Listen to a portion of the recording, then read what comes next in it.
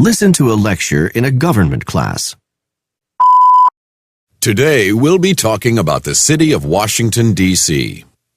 First of all, let me give you a little background about its name.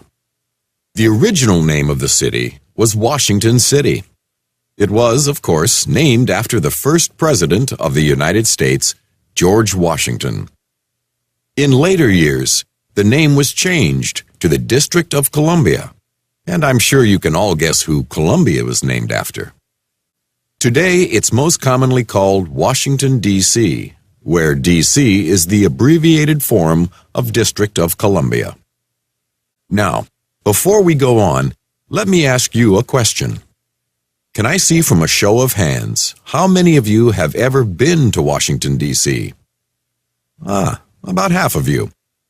Well, the half of you who've been there may have a bit to contribute to this discussion based on your experience there. There are 2 points that I'd like to make about Washington, D.C. First of all, this city is unusual in the United States because it's the only U.S. city that is not part of any state. Second of all, this city was the only U.S. city which, for quite some time, was not self-governing. Now, let's look at a map of Washington, D.C. as we discuss the first point. In the early years of the country, the Founding Fathers believed that the capital of the United States should not be part of any state. When a location was chosen for the capital city, 2 states, Maryland and Virginia, were asked to give up land for a capital city.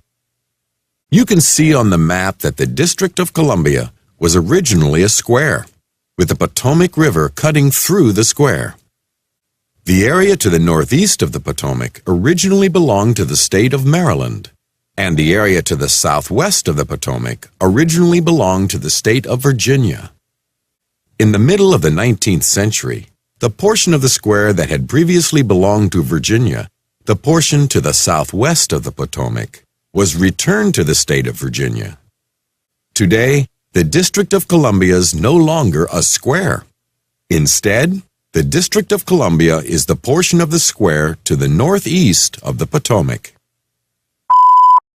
The second unusual point that I'd like to make about Washington, D.C. is that, for most of its history, it was not a self-governing city. When the city was established, it was decided that its government would be appointed by the President of the United States. The citizens of Washington, D.C. would not elect their own city government.